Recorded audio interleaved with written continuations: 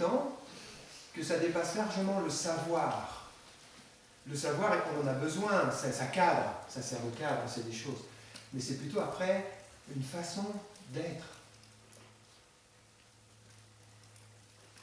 On va le travailler de deux manières. La manière plutôt classique, on va dire, c'est le rapport à toutes ces traditions de peuple premier, et qu'on va résumer, moi je dis sensation physique et rythme, c'est un peu brutal, c'est beaucoup plus que ça, mais donc c'est plutôt apprendre ces deux choses-là, travailler ces deux choses-là, et quand je dis apprendre, c'est pas que apprendre, il y a quelque chose à vivre, à digérer, et presque à avoir une compétence inconsciente après. C'est ça que j'aimerais. Ça s'est fait avec l'autre groupe. Donc c'est mon ambition, c'est peut-être très ambitieux, mais qu'il y ait cette compétence inconsciente. Qui fait que quand quelqu'un, ou tout d'un coup, ça part dans un sens ou dans un autre, il y a cette compétence inconsciente qui est là. C'est une présence. C'est une présence. C'est une présence, c'est savoir changer de vitesse, c'est quelque chose qui se fait. C'est-à-dire tout d'un coup, on sent que l'énergie accélère, on accélère avec, ou...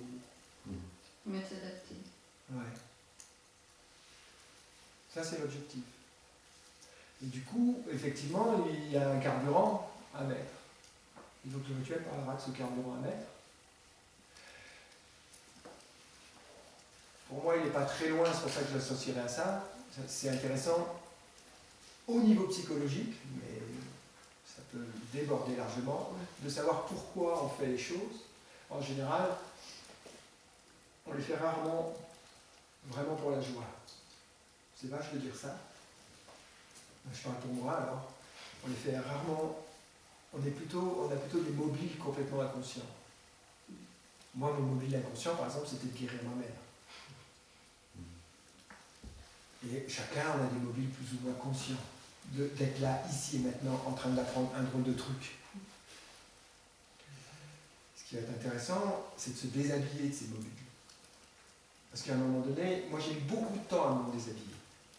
Et donc si je pouvais vous faire profiter de vous en déshabiller plus vite. Je dirais, je peux Oui. plutôt que, je dirais en tout cas en être conscient, ça ne veut pas dire que ça va s'arrêter, mais Non, être juste conscient de ça. en être conscient. Mais c'est ce que j'appelle s'en déshabiller, hein, c'est-à-dire ne pas être manipulé par ça. Voilà. Et là, on arrive au deuil de nos attentes. On arrive à une posture, et effectivement, avec un deuil des attentes, je pense que la posture, c'est plus du tout la même. Ça devient, on fait ça ou on fait boulanger, c'est pareil.